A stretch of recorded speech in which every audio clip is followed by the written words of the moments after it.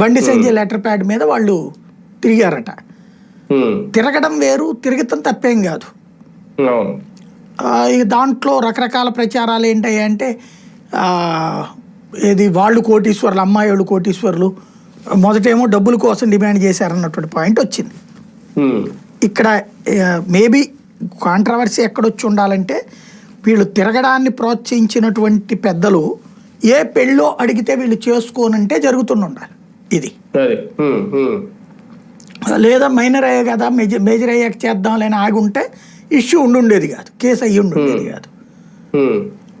ఆ అమ్మాయి కన్సెంట్ లేకుండా అమ్మాయి తల్లిదండ్రులకు తెలియకుండా జరిగింది అంటే సెక్సువల్ యాక్షన్కి అయితే అమ్మాయి తల్లిదండ్రులు ఒప్పుకోరు నాకు తెలిసి.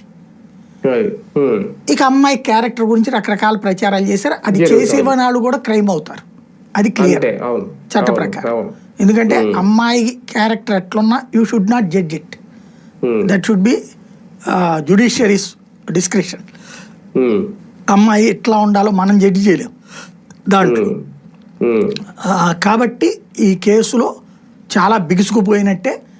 ఇకపోతే మీరన్నట్టు బీఆర్ఎస్ లీడ్ తీసుకుంది. ఈ కేసు వెనకాల వాళ్లే పెట్టించారన్నటువంటి దానికి అనుగుణమైనటువంటి కొన్ని నడుస్తున్నాయి.